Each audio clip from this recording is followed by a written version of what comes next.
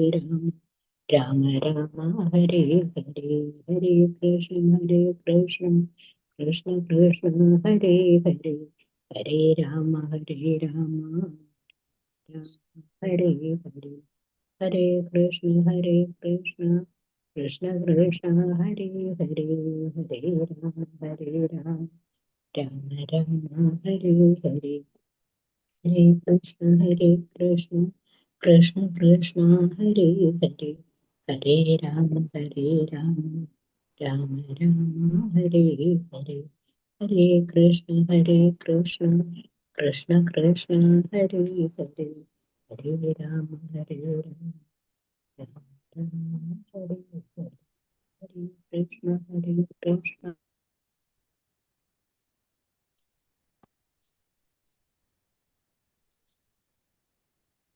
हरे कृष्णा। हरे कृष्ण माताजी, प्रणाम माताजी। हरे कृष्ण। ओम नमो भगवते वासुदेवाय। ओम नमो भगवते वासुदेवाय। ओम नमो भगवते वासुदेवाय। ओम अज्ञानतिमिरान्धस्य ज्ञानाञ्जनशलाकया चक्षुरुन्मीलितं येन तस्मै श्रीगुरवे नमः। श्रीचैतन्यमनोभीष्टं स्थापितं येन भूतले स्वयं रूपगदा मह्यं ददाति सपदान्तिकम्। वन्देऽहं श्रीगुरून् श्रीयुतपदकमलं श्रीगुरून् वैष्णवांश्च श्रीरूपं साग्रजातं सहगण रघुनाथान्वितं तं सजीवं साद्वैतं सावधूतं परिजनसहितं कृष्णचैतन्यदेवं श्रीराधाकृष्णपादान् सहगण ललिता श्रीविशाखान्वितांश्च हे कृष्णा करुणा सिन्धो दीनबन्धो जगत्पदे गोपेश गोपिकान्त राधाकान्त नमोऽस्तुते।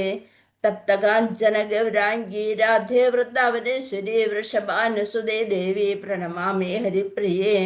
वाञ्छाकल्पतरुभ्यश्च कृपा सिन्धुभ्यैव पतितानां पावनेभ्यो वैष्णवेभ्यो नमो नमः। नमः ॐ विष्णुपादाय कृष्णपृष्ठाय भूतले श्रीमते जयपताक स्वामिनिधि नामिने नमाचार्यपादाय निधाय कृपाप्रदायिने गौरगदादामदाय नगरग्रामतारिणे नमः ॐ विष्णुपादाय कृष्णपृष्ठाय भूतले श्रीमते भक्तिवेदान्त स्वामिनिधि नामिने नमस्ते सारस्वते देवे गौरवाणी प्रचारिणे निर्विशेष शून्यवादी पाश्चात्यदेशधारिणे जय श्री कृष्ण चैतन्य प्रभु नित्यानंद श्री अद्वैत गदाधर श्रीवासादि गौरभक्तवृंद हरे कृष्णा कृष्ण कृष्ण हरे हरे हरे राम राम राम हरे हरे हरे कृष्णा कृष्ण कृष्ण हरे हरे हरे राम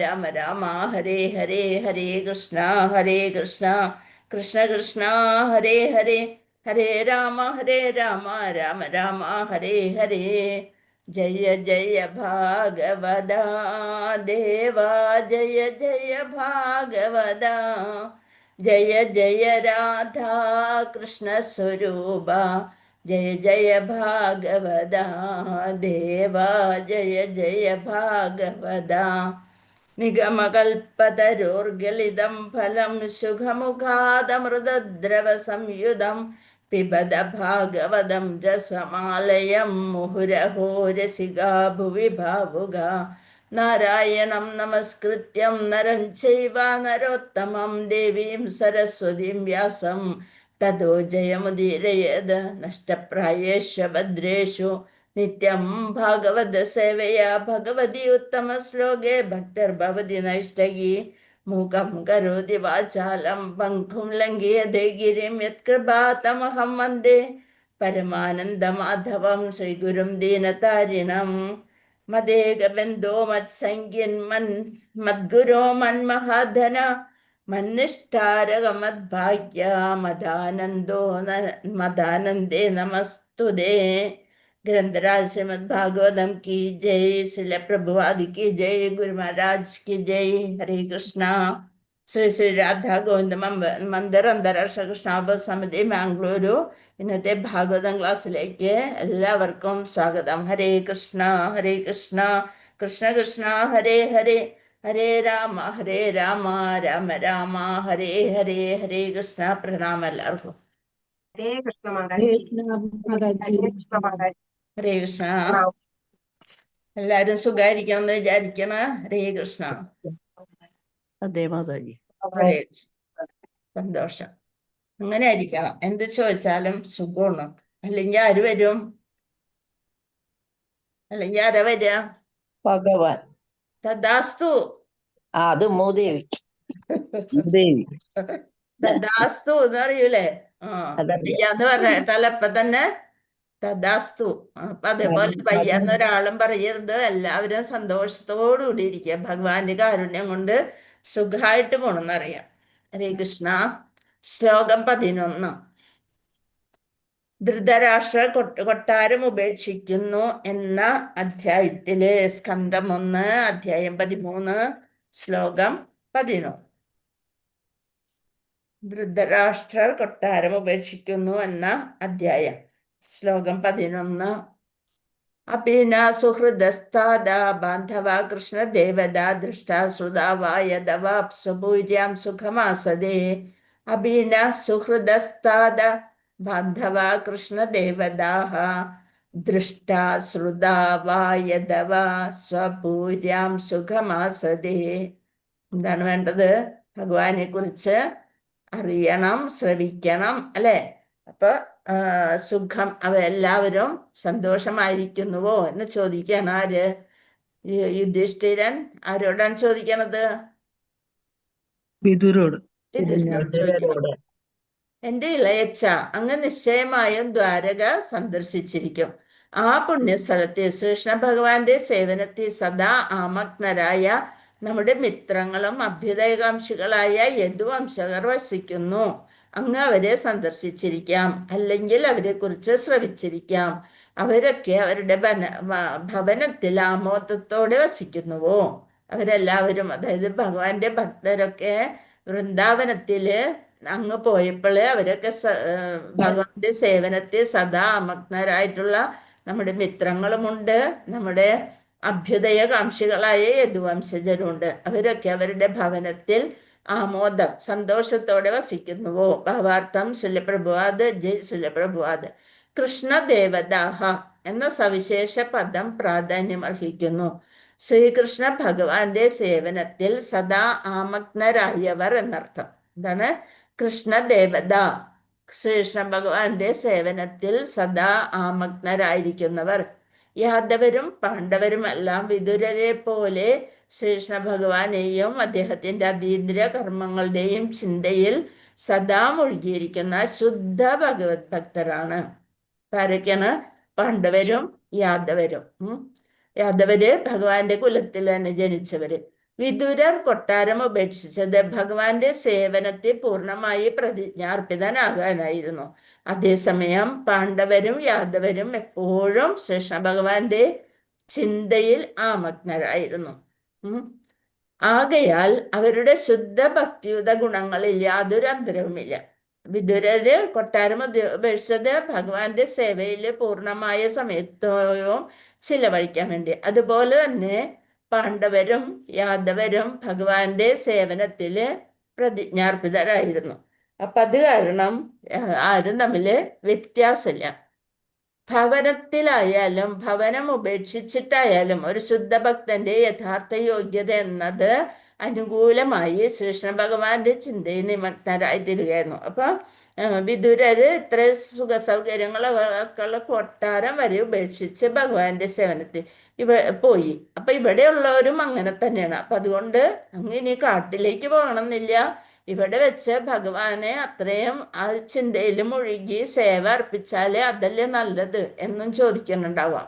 ശ്രീകൃഷ്ണ ഭഗവാന്റെ ചിന്തയിൽ നിമുക്തനായി തീരുകയെന്നോ അനുകൂലമായി. എന്നാൽ ശ്രീകൃഷ്ണ ഭഗവാൻ പരമദിവ്യോത്തമ പുരുഷനാണെന്ന് നന്നായി അറിഞ്ഞിരിക്കുക എന്നർത്ഥം. കംസനും ജരാസന്ധനും ശിശുപാലനും അവരെ പോലെയുള്ള മറ്റസുരന്മാരും ഒക്കെ ശ്രീകൃഷ്ണ ഭഗവാന്റെ ചിന്തയിൽ സദാ ലീനരായിരുന്നു. എന്താണ് അവർ തമ്മിലുള്ള വ്യത്യാസം? കംസരും എപ്പോഴും കൃഷ്ണനെ ചിന്തിച്ചുകൊണ്ടിരുന്നിരുന്നു, പക്ഷെ പാണ്ഡവരും ചിന്തിച്ചു. അപ്പൊ അവരും അതേപോലെ ശിശുപാലൻ, ജരാസന്ധൻ, കംസൻ, അവരും യാദവരും പാണ്ഡവരും തമ്മിലുള്ള വ്യത്യാസം എന്താണ്? പാണ്ഡവര് സ്നേഹത്തോടെ ഭക്തിയായിരുന്നു. സ്നേഹഭക്തിയിലൂടെ നോക്കി, മറ്റേവര് വിദേശത്തില്. ഹരേ കൃഷ്ണ. അവര് എന്താണ്, അവര് ഭഗവാനെ വധിക്കണം, അല്ലെ ഭഗവാൻ എപ്പോഴാണ് ഞങ്ങളെ വധിക്കാനായിട്ട് വരിക, അങ്ങനെ പേടിയും വിദ്വേഷവും അത് രണ്ടും ഉണ്ട്. ഓരോ രാക്ഷസന്മാരെയൊക്കെ കൊന്നുള്ള ചരിത്രം അവര് കേട്ടിട്ടുണ്ട്. ഇപ്പൊ ഞങ്ങള് അദ്ദേഹത്തെ കൊല്ലാൻ വേണ്ടി നടക്കുകയാണ്, എപ്പോഴാണ് വധിക്കാൻ പറ്റുക, എപ്പോഴാണ് ഞങ്ങളെ തിരിഞ്ഞ് വധിക്കുക എന്നൊക്കെ ഉള്ള ചിന്തയിലാണ് അവര് ഓർത്തിരുന്നത്. അവരെ പോലുള്ള മറ്റസുരന്മാരും ഒക്കെ ശ്രീകൃഷ്ണ ഭഗവാന്റെ ചിന്തയിൽ സദാ ലീനരായിരുന്നു. എന്നാൽ അത് വ്യത്യസ്തമായ രീതിയിലായിരുന്നു, അതായത് പ്രതികൂലമായി. അഥവാ ശ്രീകൃഷ്ണ ഭഗവാനെ അതിശക്തനായ ഒരു മനുഷ്യൻ എന്ന് കരുതി മാത്രമായിരുന്നു. അവർക്ക് അറിയില്ല ഇത് ശക്തിമാന്റെ ശക്തിമാനാണെന്നുള്ളത് അവർക്ക് അറിയില്ല. അവര് വിചാരിച്ച ഒരു മനുഷ്യൻ തന്നെ കുറച്ചധികം ശക്തിയുണ്ട്. ആകയാൽ കംസനെയും ശിശുപാലനെയും പോലുള്ള അസുരന്മാർ വിദുരരെയും പാണ്ഡവരെയും യാദവരെയും പോലുള്ള ശുദ്ധഭക്തരുടെ അതേ നിലയിലുള്ളവരല്ല. മഹാരാജാവ് യുധിഷ്ഠിരനും എപ്പോഴും ശ്രീകൃഷ്ണ ഭഗവാന്റെ അദ്ദേഹത്തിന്റെ ദ്വാരകയിലെ സന്തത സഹചാരികളെയും കുറിച്ചുള്ള ചിന്തയിൽ ആമഗ്നനായിരുന്നു. അല്ലായിരുന്നുവെങ്കിൽ ആദ്യം തന്നെ അവരെ കുറിച്ച് അദ്ദേഹം വിദുരരോട് അന്വേഷിക്കുമായിരുന്നില്ല. നമ്മള് സ്നേഹമുള്ളവരെ കാണുമ്പോഴാണ് അവരുടെ വിശേഷങ്ങളും അവര് അതേപോലെ കൂട്ടുകാരെയും ഒക്കെ വിവരങ്ങൾ അവരോട് ചോദിച്ചറിയാനായിട്ട് ശ്രമിക്കുള്ളൂ. ദേഷ്യത്തിലുള്ള ആൾക്കാരെ കുറിച്ചാണെങ്കിൽ നമ്മൾ ചോദിക്കുക പോലുമില്ല. അപ്പൊ ഇവിടെ യുധിഷ്ഠിരൻ കണ്ടപ്പോ തന്നെ വിദുരരോട് ആ കാര്യങ്ങളൊക്കെ ചോദിച്ചു. ആകയാൽ ലോക സാമ്രാജ്യത്തിന്റെ ഭരണ നിർവഹണ കാര്യങ്ങളിൽ സദാ ഏർപ്പെട്ടിരുന്നെങ്കിലും ഭക്തിയിൽ വിദുരരുടെ അതേ നിലയിലായിരുന്നു മഹാരാജാവ് യുധിഷ്ഠിരനും. ശ്ലോകം 12. ഇത്യുക്തോ ധർമ്മരാജേന സർവം തത്സമവർണയത് യഥാനുഭൂതം ക്രമശോ വിനായതു കുലക്ഷയം. ഇതി ഇപ്രകാരം ഉക്തഃ ആരായപ്പെടുക ധർമ്മരാജേന രാജാവ് രാജാവ് യുധിഷ്ഠിരനാൽ സർവം തത്ത് സമവർണയാത് ഉചിതമായി വർണ്ണിച്ചു. ഉചിതമായി വർദ്ധിച്ചു. യഥാ അനുഭൂതം അദ്ദേഹം അനുഭവിച്ചറിഞ്ഞ അതേപോലെ ക്രമശ ഓരോന്നായി. പിന്നെ ഒഴികെ യദുകുലക്ഷയം വംശത്തിന്റെ നാശം. നാശം. വിവർത്തനം. മഹാരാജാവ് യുധിഷ്ഠിരൻ അപ്രകാരം ആരായുകയാൽ മഹാത്മാവ് വിദുരർ യദുവംശം ഉന്മൂലനം ചെയ്യപ്പെട്ട വൃത്താന്തം ഒഴികെ അദ്ദേഹം സ്വയം അനുഭവിച്ചറിഞ്ഞതൊക്കെയും ക്രമേണ വിവരിച്ചു. അപ്പൊ യദുവംശത്തിന് എന്ത് സംഭവിച്ചു?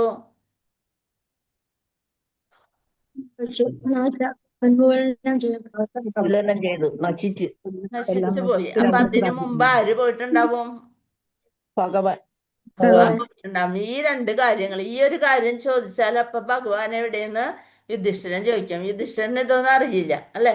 അപ്പൊ അത് കാരണം വിദുരര് കരുതി കുട്ടി ഈ വാർത്ത മാത്രം യുധിഷ്ഠിരനിൽ നിന്ന് ഒളിച്ചു വെച്ചു. അത് അവർക്ക് സഹിക്കാൻ പറ്റുന്ന കാര്യമല്ല എന്ന് വിദുരർക്ക് അറിയാം. ഇനി സൗകര്യം പോലെ സമാധാനപൂർവം അറിയട്ടെ, എൻ്റെ കയ്യിൽ നിന്ന് അത് അറിയണ്ട എന്നുള്ളൊരു ചിന്തയില് ആ യദുവംശം ഉന്മൂലനം ചെയ്യപ്പെട്ട വൃത്താന്തം ഒഴികെ, വൃത്താന്തം എന്ന് വെച്ചാൽ വർത്തമാനം അല്ലെങ്കിൽ അറിവ്,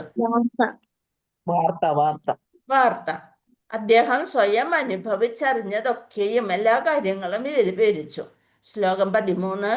നന്വപ്രിയം ദുർവിഷഹം നൃണാം സ്വയമുപസ്ഥിതം നാവേദയത് സകരുണോ ദുഃഖിതാൻ ദ്രഷ്ടുമക്ഷമഃ. നനു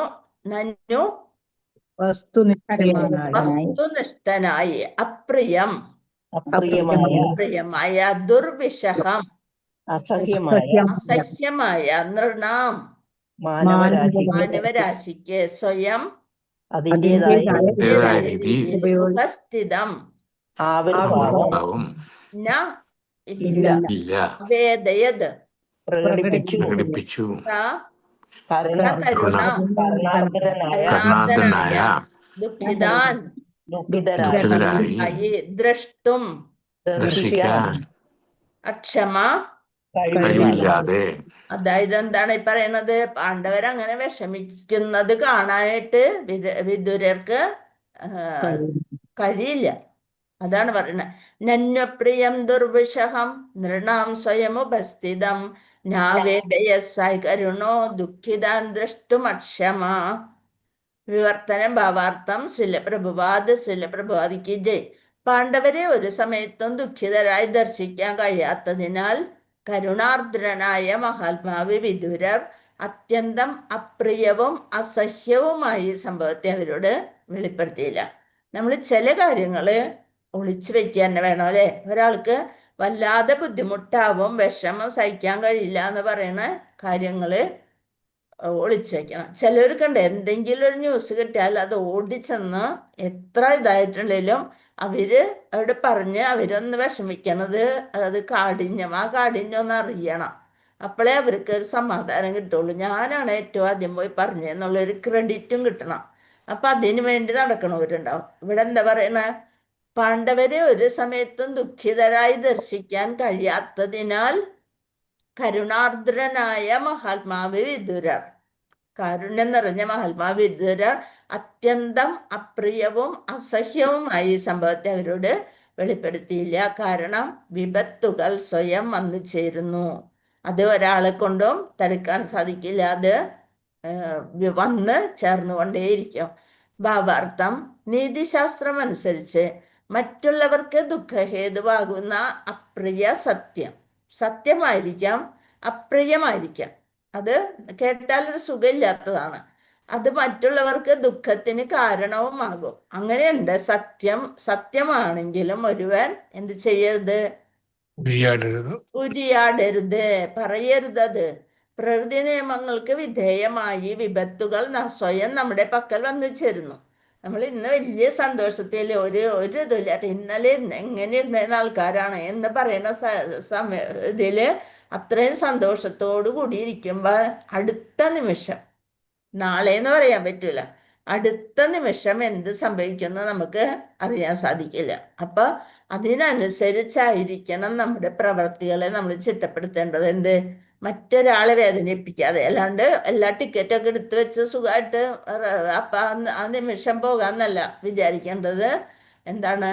മറ്റുള്ളവരെ വേദനിപ്പിക്കാതിരിക്കാൻ കഴിവതും ശ്രമിക്കുക. ഭഗവാനിലേക്ക് എത്തിച്ചേരണം. അടുത്തൊരു ജന്മം ഉണ്ടെങ്കിൽ അത് നല്ലൊരു വൈഷ്ണവ കുടുംബത്തിൽ ജനിക്കാനായിട്ടുള്ള ഭഗവാനെ സഹായിക്കേ എന്ന് പ്രാർത്ഥിച്ചുകൊണ്ടേയിരിക്കുക. പിന്നെ ഒരാൾക്ക് ബാധ്യതയാവാതെ, ബുദ്ധിമുട്ടില്ലാതെ നമ്മുടെ ജീവിതം മറ്റൊരാള് ഇതൊന്ന് അവസാനിച്ചു കിട്ടിയാൽ മതി എന്ന് പറയേണ്ട ഒരവസ്ഥ വരരുത് നമ്മുടെ വീട്ടുകാർക്കായാലും അല്ലെ. അതിനു വേണ്ടി എപ്പോഴും ഭഗവാനോട് പ്രാർത്ഥിച്ചുകൊണ്ടേയിരിക്കുക. അതാണ് പറയണ. നീതിശാസ്ത്രം അനുസരിച്ച് മറ്റുള്ളവർക്ക് ദുഃഖഹേതുവാകുന്ന അപ്രിയ സത്യം ഒരുവൻ ഉരിയാടരുത്. പ്രകൃതി നിയമങ്ങൾക്ക് വിധേയമായി വിപത്തുകൾ സ്വയം നമ്മുടെ പക്കൽ വന്നു ചേരുന്നു. വരാനുള്ളത് ഓട്ടോ വിളിച്ചാലും വരും എന്ന് പറഞ്ഞ പോലെയാണ് അല്ലെ. ആകയാൽ പ്രചരണം നടത്തി അതിനെ ഒരാൾ വർദ്ധിപ്പിക്കരുത്. പറഞ്ഞ് കൂട്ടാൻ നോക്കരുത് ഒരിക്കലും. വിദുരരെ പോലുള്ള കരുണാർദ്രനായ മഹാത്മാവിന് വിശേഷിച്ചും പ്രിയപ്പെട്ട പാണ്ഡവരുമായുള്ള ഇടപെടലിൽ യദുവംശനാശം പോലുള്ള ഒരു അപ്രിയ വൃത്താന്തം വെളിപ്പെടുത്തിയെന്നത് മിക്കവാറും അസാധ്യമായ സംഗതിയായിരുന്നു. ആകയാൽ അദ്ദേഹം അതിൽ നിന്നും മനഃപൂർവ്വം ഒഴിഞ്ഞു മാറി. ശ്ലോകം 14. ഹരേ കൃഷ്ണ.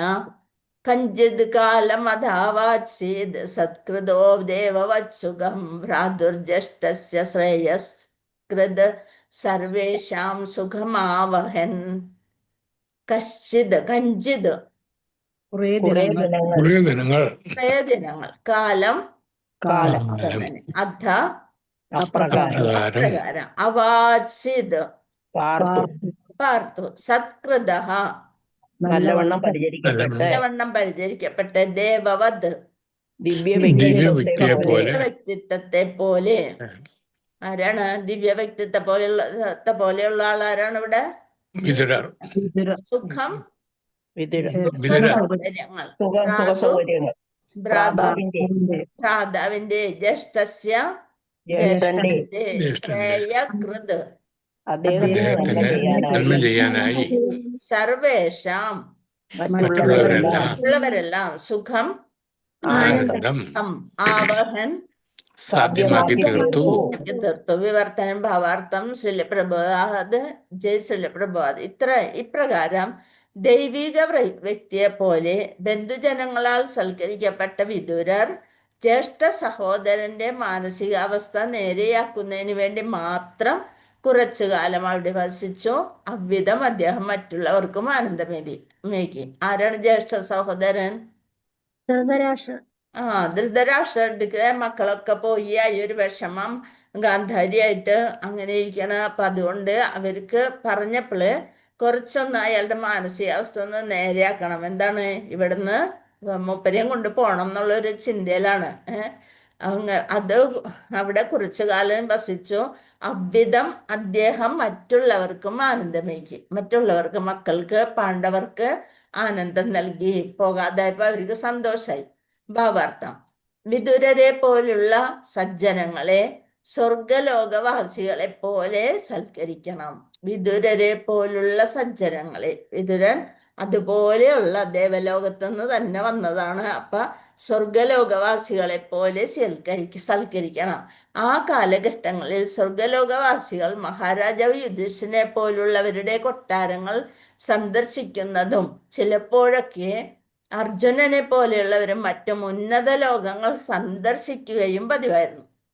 ബന്ധുവീട്ടിൽ പോണ പോലെ ഇവരിടയ്ക്ക് സ്വർഗത്തിൽ പോകും, അല്ലെങ്കിൽ അവിടെ നിന്ന് ചിലവർ ഇങ്ങോട്ട് വരും. അങ്ങനെയൊക്കെ നടന്നിരുന്നു അന്ന്. നാരദർ ഭൗതിക പ്രപഞ്ചങ്ങളെ മാത്രമല്ല, നാരദർക്കാണെങ്കിലോ നോൺ സ്റ്റോപ്പാണ്. എവിടെ വേണമെങ്കിലും എപ്പോ വേണമെങ്കിലും പോവാം. ആത്മീയ പ്രപഞ്ചങ്ങളിലും യാതൊരു പ്രതിബന്ധവും കൂടാതെ സഞ്ചരിക്കാൻ കഴിയുന്ന ആകാശ സഞ്ചാരിയാണ് നമ്മുടെ നാരദർ. മഹാരാജാവ് യുധിഷ്ഠിരന്റെ കൊട്ടാരത്തിൽ നാരദർ പോലും പതിവായി സന്ദർശനം നടത്തിയിരുന്നു. അത്രയും പ്രസിദ്ധമായ കീർത്തി കേട്ട ശ്രേഷ്ഠരായ ഭക്തന്മാരുള്ളിടത്ത് മാത്രമാണ് അവരൊക്കെ വരിക. ബന്ധപ്പെട്ട വ്യക്തികളുടെ ആത്മീയ സംസ്കാരം മാത്രമാണ്, കണ്ടില്ലേ, ബന്ധപ്പെട്ട വ്യക്തികളുടെ ആത്മീയ സംസ്കാരം മാത്രമാണ് നിലവിലെ ശരീരത്തിൽ പോലുമുള്ള അന്തർലോക യാത്രകൾ സാധ്യമാക്കുന്നത്. അത്ര ശുദ്ധ ഭക്തന്മാര് എപ്പോഴും ഭഗവാനെ ചിന്തിച്ചുകൊണ്ടിരിക്കുമ്പോൾ അവർക്ക് ആ ശക്തി, ഭഗവാന്റെ ശക്തി അവർക്കും ലഭിച്ച് അവർക്കും എവിടെ വേണമെങ്കിലും പോവാനും എത്താനും ഉള്ളത്. മനസ്സ് അല്ല അങ്ങോട്ട് ചിന്തിച്ചു കഴിഞ്ഞാൽ മനസ്സിൻ്റെ ധൈര്യത്തിനനുസരിച്ച് ശരീരം അവർക്ക് വഴങ്ങും. അപ്പോൾ പിന്നെ സ്വർഗീയ ദേവന്മാരുടെ കാര്യം എന്ത് പറയാനാണ്? ബന്ധപ്പെട്ട വ്യക്തികളുടെ ആത്മീയ സംസ്കാരം അത്ര മാത്രമാണ് നിലവിലെ ശരീരത്തിൽ പോലുമുള്ള അന്തർലോക യാത്രകൾ സാധ്യമാക്കുന്നത്. ആകയാൽ മഹാരാജാവ് യുധിഷ്ഠിരൻ ദേവന്മാരെ സ്വീകരിക്കുന്ന അതേ വണ്ണം വിദുരരെയും സ്വീകരിച്ചു. ഹരേ കൃഷ്ണ. മുമ്പേ തന്നെ സന്യാസ ജീവിതം സ്വീകരിക്കുകയാൽ, ഹരേ കൃഷ്ണ, ആര് വായിക്കുക പാരഗ്രാഫ്? ഞാൻ വായിക്കാം. അത് വായിച്ചോളൂ. മുമ്പേ തന്നെ സന്യാസ ജീവിതം സ്വീകരിക്കിയാൽ മഹാത്മാവ് വിതുരർ കുറെ ഭൗതിക സുഖങ്ങൾ അനുഭവിക്കാനായിട്ടല്ല അദ്ദേഹത്തിന്റെ പിതൃ കൊട്ടാരത്തിൽ മടങ്ങിച്ചെന്നത്. മഹാരാജാവ് യുധിഷ്ഠിരൻ അദ്ദേഹത്തിന് വേണ്ടി അർപ്പിച്ചതെല്ലാം സ്വന്തം ദയാവായ്പിനാലാണ് വിതുരർ സ്വീകരിച്ചത്. എന്നാൽ ഭൗതികതയിൽ വളരെയധികം അഭിനിവേശമുള്ള സ്വന്തം ജ്യേഷ്ഠ ഭ്രാതാവ് ധൃതരാഷ്ട്രയെ അവയിൽ നിന്നും മോചിപ്പിക്കാനുള്ള ഉദ്ദേശത്തോടെയാണ് വിതുരർ കൊട്ടാരത്തിൽ പാർത്തത്. ധൃതരാഷ്ട്രർക്ക് അദ്ദേഹത്തിന്റെ മുഴുവൻ രാജ്യവും സ്വപുത്രന്മാരും യുധിഷ്ഠിരനുമായുള്ള യുദ്ധത്തിൽ നഷ്ടപ്പെട്ടുവെങ്കിലും അദ്ദേഹത്തിന്റെ നിസ്സഹായനാണെന്ന ധാരണ മൂലം മഹാരാജാവ് യുധിഷ്ഠിരന്റെ സഹാനുഭൂതിയും ആതിഥ്യ മര്യാദയും സ്വീകരിക്കുന്നതിൽ ധൃതരാഷ്ട്രർക്ക് ലജ്ജ തോന്നിയിരുന്നില്ല. യുധിഷ്ഠിരനെ സംബന്ധിച്ചിടത്തോളം സ്വന്തം പിതൃ സഹോദരനെ വേണ്ടവിധം സംരക്ഷിക്കുക എന്നത് അദ്ദേഹത്തിന്റെ ഭാഗത്തു നിന്നുള്ള ഉചിതമായ പെരുമാറ്റമായിരുന്നു. എന്നാൽ അത്തരം മഹാമനസ്കതയാലുള്ള ആതിഥ്യ മര്യാദ ധൃതരാഷ്ട്രർ സ്വീകരിക്കുന്നത് ഒട്ടും തന്നെ അഭികാമ്യമല്ലായിരുന്നു. മറ്റു മാർഗങ്ങളൊന്നും ഇല്ലെന്ന് ചിന്തിച്ചതിനാലായിരുന്നു അദ്ദേഹം അത് സ്വീകരിച്ചത്. ധൃതരാഷ്ട്രയെ ബോധവൽക്കരിച്ച് ആത്മീയ അവബോധത്തിന്റെ ഉന്നത തലത്തിലേക്ക് അദ്ദേഹത്തെ ഉയർത്തുവാനായിട്ടാണ് വിശേഷിച്ചും വിതുരർ ആഗതനായത്. പതിതാത്മാക്കളെ മോചിപ്പിക്കുക എന്നത് പ്രബുദ്ധരായ ആത്മാക്കളുടെ കർത്തവ്യമാണ്. അക്കാരണത്താലാണ് വിതുരർ ആഗതനായത്. എന്നാൽ ആത്മീയ പ്രബുദ്ധതയെ സംബന്ധിച്ച ചർച്ചകൾ അത്രത്തോളം നവോന്മേഷകരമാകയാൽ ധൃതരാഷ്ട്രർക്ക് നിർദ്ദേശം നൽകുന്ന വേളയിൽ വിതുരർ സർവ്വ കുടുംബാംഗങ്ങളുടെയും ശ്രദ്ധ ആകർഷിക്കുകയും അവരെല്ലാവരും ക്ഷമയോടെ അദ്ദേഹം പറയുന്നത് ശ്രവിക്കുന്നതിൽ ആനന്ദം കണ്ടെത്തുകയും ചെയ്തു. ആത്മീയ സാക്ഷാത്കാരത്തിന്റെ മാർഗം ഇതാണ്. സന്ദേശത്തെ ശ്രദ്ധയോടെ ശ്രവിക്കണം. സാക്ഷാത്കാരം സിദ്ധിച്ച ആത്മാവാണ് പറഞ്ഞു തരുന്നതെങ്കിൽ ബദ്ധാത്മാവിന്റെ സൂക്തമായ ഹൃദയത്തിൽ അത് പ്രവർത്തിക്കുന്നു. മാത്രവുമല്ല, നിരന്തര ശ്രവണത്തിലൂടെ ഒരുവന് ആത്മസാക്ഷാത്കാരത്തിന്റെ പരിപൂർണതാവസ്ഥയെ പ്രാപിക്കുവാൻ സാധിക്കുന്നു. ഹരേ കൃഷ്ണ മാതാജി. ഹരേ കൃഷ്ണ. ഹരിബോൾ. ഹരേ കൃഷ്ണ. ഇതിലൊരു 3-4 പോയിന്റ് ഒന്ന് പറഞ്ഞ പ്രസന്ന മാതാജി പറയണ്ട. കേട്ടിരുന്നവര് ഏറ്റവും പ്രധാനപ്പെട്ട 3 പോയിന്റ്. വിതുരർ എന്തിനാണ് അവിടെ തങ്ങിയത്? ധൃതരാഷ്ട്രരെ പറഞ്ഞു മനസ്സിലാക്കാൻ വേണ്ടിയിട്ട്. അതിൽ ആ സെന്റൻസ് വായിക്കേ. അതിൽ ധൃതരാഷ്ട്രരെ ബോധവൽക്കരിച്ച് അവിടെ നിന്ന് ആത്മീയ ആത്മീയ അവബോധത്തിന് ഉന്നത തലത്തിലേക്ക് അദ്ദേഹത്തെ ഉയർത്തുവാനായിട്ട്. വെറുതെ ഇങ്ങനെ പറഞ്ഞ ചേട്ടന് നാളെ നേരം വിളിക്കുമ്പോ എന്റെ കൂടെ വരണോട്ടാ, എനിക്ക് ഒറ്റയ്ക്ക് പോകാൻ പറ്റില്ല, ഒന്ന് എന്നെ കൂടെ വരണം എന്ന് പറഞ്ഞ് വിളിച്ചുണ്ടോവല്ലേ ചെയ്തത്. എന്ത് ചെയ്തു? ധൃതരാഷ്ട്രരെ ബോധവൽക്കരിച്ച് ആത്മീയ അവബോധത്തിന്റെ ഉന്നത തലത്തിൽ, ശാരീരിക അവബോധത്തിൽ നിന്ന് എവിടേക്ക് മാറ്റി? ആത്മീയ അവബോധത്തിന്റെ ഉന്നത തലത്തിലേക്ക് ഉയർത്തുവാനായിട്ടാണ് വിശേഷിച്ചും വിതുരർ ആഗതനായത്. ഇനി മുക്താത്മാക്കളുടെ കർത്തവ്യം എന്താണ്? ഇതുപോലെ പതിതരായ ആത്മാക്കളെ ഉന്നതിയിൽ എത്തിക്കുക എന്നുള്ളതാണ്. പതിതരായ ആത്മാക്കളെ ഉന്നതിയിൽ എത്തിക്കലാണ് പ്രബുദ്ധരായ ആത്മാക്കളുടെ കർത്തവ്യം. അപ്പൊ വിതുരരൊരു ഉന്നത ആത്മീയതയുള്ള ഒരു മനുഷ്യനായിരുന്നു. പിന്നെ ഒരു പോയിന്റ് എന്താ പറയാ, നിന്നിന്റെ മാതാജി പറയണ്ട കേട്ടോ. വേറെ ധൃതരാഷ്ട്രർക്ക് നിർദ്ദേശം നൽകുന്ന വേളയിൽ വിതുരർ സർവ്വ കുടുംബാംഗങ്ങളുടെയും ശ്രദ്ധ ആകർഷിക്കുകയും അവരെല്ലാവരും ക്ഷമയോടെ അദ്ദേഹം പറയുന്നത് കേട്ടിരിക്കുകയും ചെയ്തു. ഇനി ലാസ്റ്റ് പോയിന്റ്. നിരന്തര ശ്രവണത്തിലൂടെ ഒരുവന് ആത്മസാക്ഷാത്കാരത്തിന്റെ പരിപൂർണതാവസ്ഥയെ പ്രാപിക്കാൻ സാധിക്കുന്നു. Thank you Mataji. അതായത് ബദ്ധാത്മാവിന്റെ സുപ്തമായ ഹൃദയത്തിൽ. എന്താണ് കാരണം? ബദ്ധാത്മാവിന്റെ ഹൃദയത്തിലാണ് ആരിക്കണ? പരമാത്മാവും ഉണ്ട്, ജീവാത്മാവും ഉണ്ട്. ആ ജീവാത്മാവിനാണ് ഭഗവാനെ കുറിച്ച് അറിയാൻ താല്പര്യം ഉണ്ടാവുക, അല്ലാണ്ട് നമ്മുടെ ശരീരത്തിനല്ല. ആ ജീവാത്മാവിന് ശ്രവിക്കാനും ഭഗവാനെ കുറിച്ച് അറിയാൻ താല്പര്യമുണ്ട്. അപ്പൊ അതുകൊണ്ട് നോക്കുക, അത് ഉറങ്ങിക്കിടക്കണുള്ളില്, സുപ്തമാണ്, ഉറങ്ങിക്കിടക്കണം. ബദ്ധാത്മാവിന്റെ സുപ്തമായ ഹൃദയത്തിൽ അത് പ്രവർത്തിക്കുന്നു. ഈ ശ്രവണം എന്ത്? നമ്മള് ആത്മീയ സാക്ഷാത്കാരത്തെ പറ്റി അത് ശ്രദ്ധയോടെ ശ്രവിക്കുമ്പോൾ സാക്ഷാത്കാരം സിദ്ധിച്ച ആത്മാവാണ് പറഞ്ഞു തരുന്നതെങ്കിൽ, ഒരു ശുദ്ധ ഭക്തനാണ് അത് പറഞ്ഞു തരുന്നതെങ്കിൽ എന്താവും? ബദ്ധാത്മാവിന്റെ സുപ്തമായ ഹൃദയത്തിൽ അത് പ്രവർത്തിക്കുന്നു.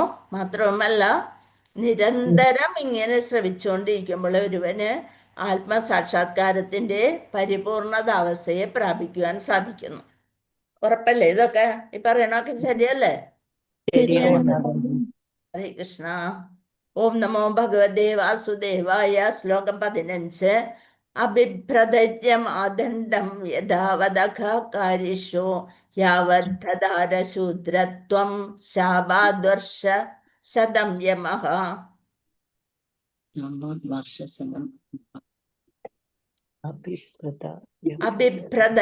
അഭിഭ്രതജ്യമാദണ്ഡം യഥാവദകാരിഷു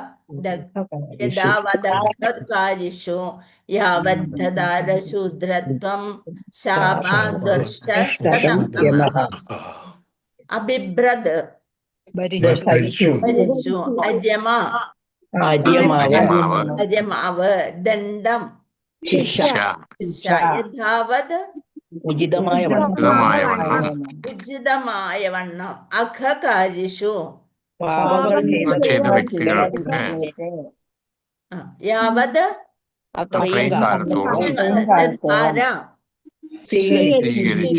ശൂദ്രത്വം ശാബാദ് ഒരു ഒരു ശാപഫലമായി ശാപഫലമായി വർഷശതം 100 വർഷത്തേക്ക് 100 വർഷത്തേക്ക് വർഷത്തേക്ക് യമരാജൻ വിവർത്തനം ഒന്നും നോക്കാതെ തന്നെ ഈ ശ്ലോകത്തിന്റെ ഏകദേശം അർത്ഥം മനസ്സിലായിട്ടുണ്ടാന്ന് വിചാരിക്കണം. ആരെ കുറിച്ചാണ് ഇവിടെ പറയുന്നത്? മണ്ഡൂകമുനിയാൽ ശാപഗ്രസ്തനായ വിതുരർ ശൂദ്രനായി കഴിഞ്ഞത്. അതെ, ഹരേ കൃഷ്ണ. അതായത് ദാസിപുത്രിയിൽ നിന്നാണ് വ്യാസഭഗവാന് ദാസിപുത്രിയിൽ ഉണ്ടായതാണ്. അപ്പൊ ശൂദ്രൻ എന്ന് പറഞ്ഞാണ് ദുര്യോധനൻ പറഞ്ഞ് ശകാരിച്ച് വിട്ടത്. ഇവിടെ അതെങ്ങനെ സംഭവിച്ചു എന്ന് കാണിക്കുന്ന ശ്ലോകമാണ് അത്. അഭിഭ്രത് ഭരിച്ചു, അഭിഭ്രത് അര്യമാവ് ദണ്ഡം ശിക്ഷ യഥാവത് ഉചിതമായ അഘകാരിഷു പാപങ്ങൾ ചെയ്ത വ്യക്തികൾക്ക് യാവത് അത്രയും കാലത്തോളം ദധാര സ്വീകരിച്ചു ശൂദ്രത്വം ശൂദ്രൻ എന്ന താൽക്കാലിക സ്ഥാനം ശാപാദ് ശാപമലമായി ഇത് 100 വർഷത്തേക്ക് യമരാജന് ശപിച്ചു. എന്തായി? അതെ, ഇനിയിപ്പോ വിവർത്തനം ഒന്ന് നോക്കാം നമുക്ക്.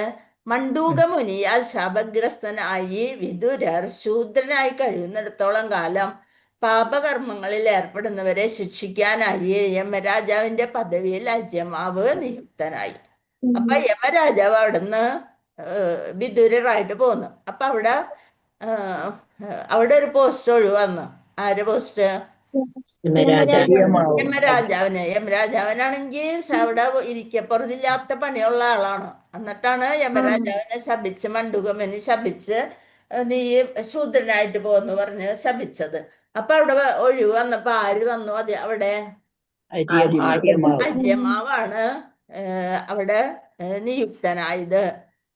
ഭാവാർത്ഥം: ശൂദ്ര സ്ത്രീയുടെ ഗർഭത്തിൽ ജനിച്ച വിതുരർക്ക് അദ്ദേഹത്തിന്റെ ഭ്രാതാക്കളായ ധൃതരാഷ്ട്രരോടും പാണ്ഡുവിനോടുമൊപ്പം രാജകീയമായ പൂർവിക സ്വത്തിൽ പങ്കാളിയാകുന്നത് പോലും നിഷിദ്ധമായിരുന്നു.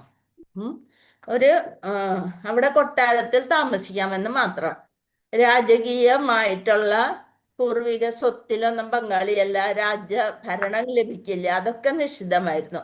അങ്ങനെ ഇരിക്കെ എപ്രകാരമാണ് ധൃതരാഷ്ട്രയും മഹാരാജാവ് യുധിഷ്ഠിരനെ പോലുള്ള പണ്ഡിതരായ രാജാക്കന്മാരുടെയും ക്ഷത്രിയരുടെയും ഉപദേഷ്ടാവായ ഒരു പ്രചാരകന്റെ സ്ഥാനം അദ്ദേഹത്തിന് അലങ്കരിക്കാൻ കഴിഞ്ഞത്?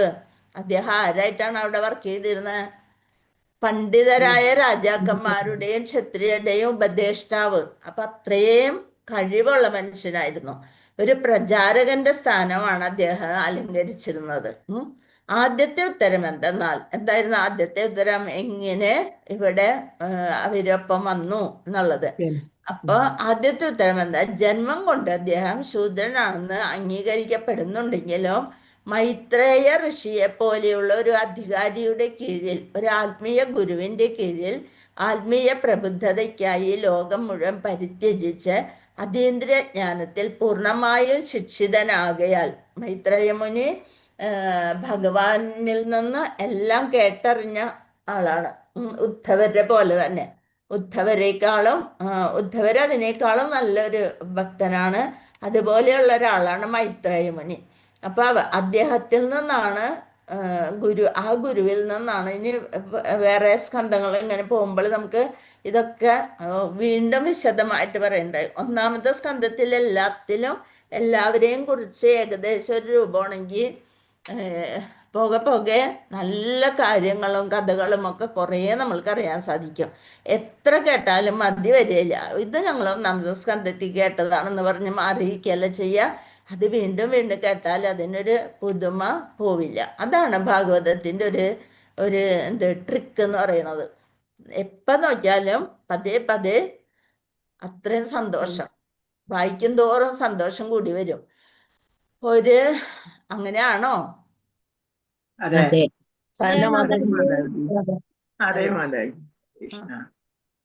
അപ്പൊ പ്രചാരന്റെ സ്ഥാനം അദ്ദേഹത്തിന് ആദ്യത്തെ ഉത്തരം എന്താ? ജന്മം കൊണ്ട് അദ്ദേഹം ശൂദ്രനാണെന്ന് അംഗീകരിക്കപ്പെടുന്നുണ്ടെങ്കിലും മൈത്രേയ ഋഷിയെ പോലുള്ള ഒരു അധികാരിയുടെ കീഴിൽ ആത്മീയ പ്രബുദ്ധതയ്ക്കായി ലോകം പരിത്യജിച്ച് അതീന്ദ്രിയ ജ്ഞാനത്തിൽ പൂർണ്ണമായും ശിക്ഷിതനാകയാൽ ആത്മീയ ഗുരു അഥവാ ആചാര്യൻ എന്ന സ്ഥാനം വഹിക്കാൻ സർവദാ യോഗ്യനായിരുന്നു. ഇനി മറ്റുള്ളവർക്കും പറഞ്ഞു കൊടുക്കണം, പ്രവാചകനാണ്. അപ്പൊ അദ്ദേഹം ഒരു ആചാര്യൻ എന്ന് വിളിക്കാനായിട്ട് യോഗ്യനായിരുന്നു.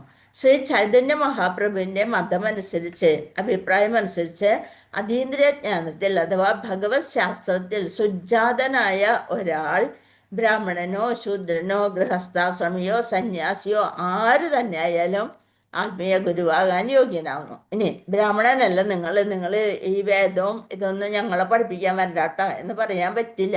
അറിവുണ്ടെങ്കിൽ അത് ഏത് ജാതിയിൽ പെട്ടതായാലും അദ്ദേഹം ഒരു ആത്മീയ ഗുരുവാകാനുള്ള ക്വാളിറ്റി ഉണ്ട് അദ്ദേഹത്തിന്. ബ്രാഹ്മണനോ ശൂദ്രനോ ഗൃഹസ്ഥാശ്രമിയോ സന്യാസിയോ ആര് തന്നെയായാലും ആത്മീയ ഗുരുവാകാൻ യോഗ്യനാകുന്നു. സാമാന്യ സദാചാര നിയമത്തിൽ പോലും ശ്രേഷ്ഠ രാജതന്ത്രജ്ഞനും സദാചാരവാദിയുമായ ചാണക്യ പണ്ഡിതന്റെ പ്രസ്താവം അനുസരിച്ച് ജന്മം കൊണ്ട് ശൂദ്രനേക്കാൾ താഴ്ന്ന വ്യക്തിയിൽ നിന്നായാലും ജ്ഞാനമാർജിക്കുന്നതിൽ ഹാനി ഒന്നുമില്ല എന്ന് ശാസ്ത്രത്തിൽ തന്നെ എഴുതിയിട്ടുണ്ട്. ഉത്തരത്തിന്റെ ഒരു വശമാണിത്. മറ്റൊരു വശം എന്തെന്നാൽ യഥാർത്ഥത്തിൽ വിദുരർ ശൂദ്രനല്ല. മണ്ഡൂകമുനിയാൽ ശപിക്കപ്പെടുകയാൽ അദ്ദേഹത്തിന് ഒരു 100 വർഷം നാമമാത്രമായി ഒരു പേരിന് വന്ന് ശൂദ്രന്റെ ഭാഗം അഭിനയിക്കേണ്ടി വന്നു. ബ്രഹ്മാവ്, നാരദർ, ശിവൻ, കപിലൻ, ഭീഷ്മർ, പ്രഹ്ലാദൻ തുടങ്ങിയ ഉന്നത വ്യക്തിത്വങ്ങളുടെ അദ്ദേഹം, ഇതൊക്കെ ആരുടെ പേരുകളാണ് ഈ പറഞ്ഞത്? മഹാജനങ്ങൾ, 12 മഹാജനങ്ങളുടെ പേരുകളാണ് ഈ പറഞ്ഞത്. തുടങ്ങിയ ഉന്നത വ്യക്തിത്വങ്ങളുടെ അതേ നിലയിലുള്ള 12 മഹാജനങ്ങളിൽ ഒരാളായ യമരാജന്റെ അവതാരമാണ് അദ്ദേഹം. എന്താണ് മഹാജൻ? ഇപ്പൊ ഇക്കണ്ട ലോകം, ഈ ലോകത്ത് വെച്ച് 12 ആളെയാണ് മഹാജനായിട്ട് എടുത്തത്. എന്തായിരിക്കും അത് കാരണം? അതീന്ദ്രിയ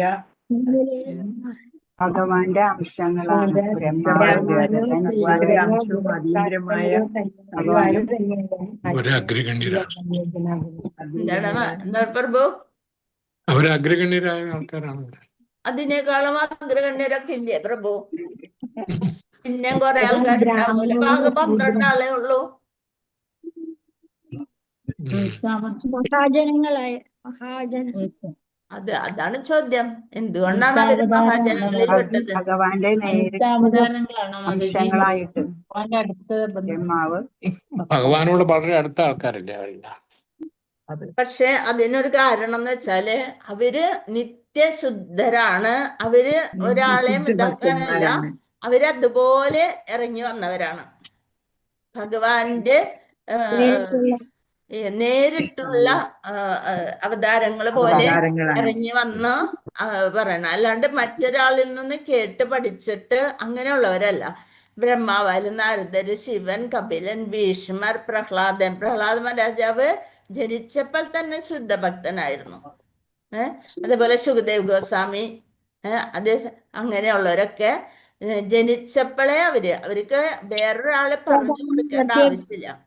ഇപ്പൊ നമ്മൾ പറഞ്ഞു നവവിധ ഭക്തികളെല്ലാം ചെയ്ത ആരാണ്?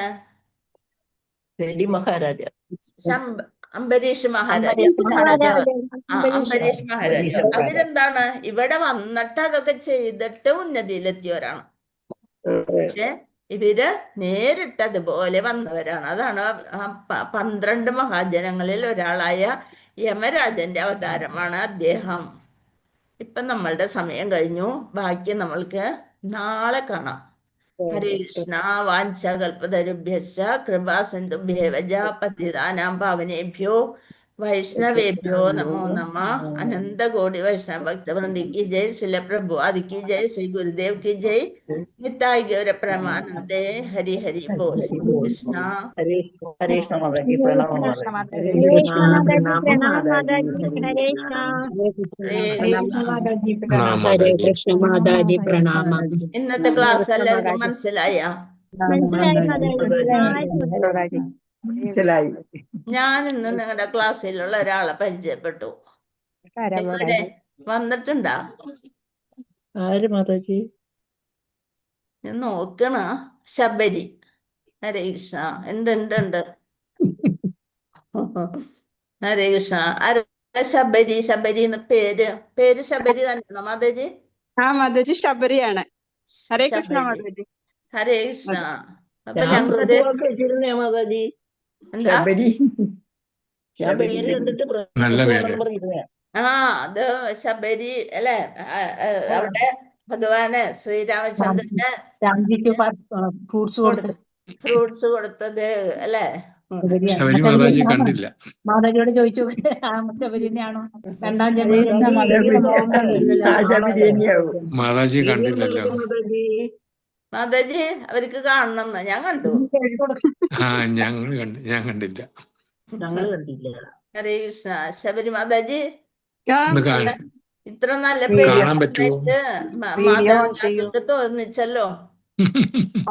വീഡിയോ ഓൺ ചെയ്തിട്ടുണ്ട് മാതാജി. വീഡിയോ ഓൺ ചെയ്തിട്ടുണ്ട്. ഹരേ കൃഷ്ണ ഓ. മാതാജി. കാണാം മാതാജി. ഹരേ കൃഷ്ണ ആദ്യമായിട്ട് മാതാജി. കാണാം മാതാജി. ഹരേ പ്രണാം കൃഷ്ണ മാതാജി. ഹരേ ഹരേ കൃഷ്ണ കൃഷ്ണ. മാതാജി. കൃഷ്ണ. ഹരേ കൃഷ്ണ മാതാജി. എന്റെ അടുത്ത് വന്നിട്ട് ചോദിച്ചാണ് മായ മാതാജി ആണോ എന്ന് ചോദിച്ചു അല്ലെ? കണ്ട്.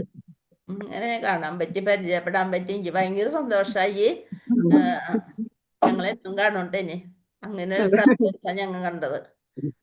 ഞങ്ങളും പ്രാർത്ഥിക്കുന്ന എവിടെയെങ്കിലും വെച്ച് മാതാജിയെ കാണണേന്ന്. ഹരേ കൃഷ്ണ. ആരും കണ്ടിട്ടില്ല അല്ലേ? ഹരേ കൃഷ്ണ.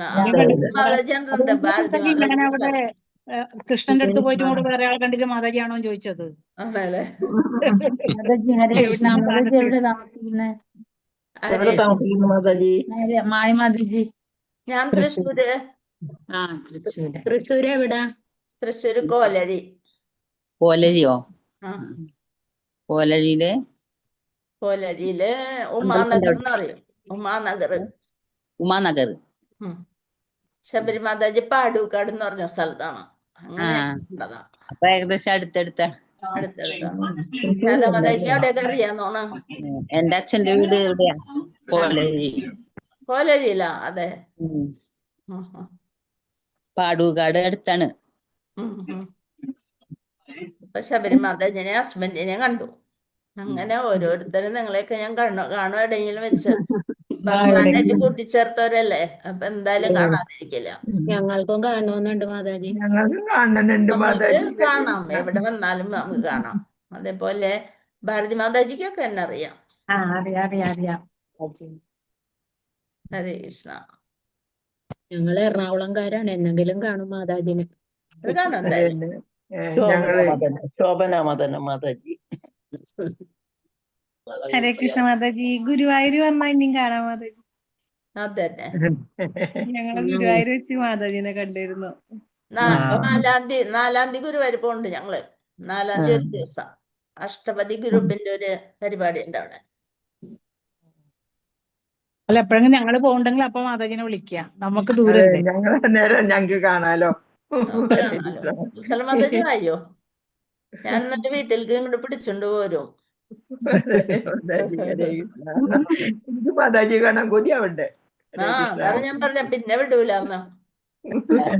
ഹരേ കൃഷ്ണ. ശരി, നാളെ കാണാം ട്ടോ. ഹരേ കൃഷ്ണ. ശരി മാതാജി. ഹരേ കൃഷ്ണ.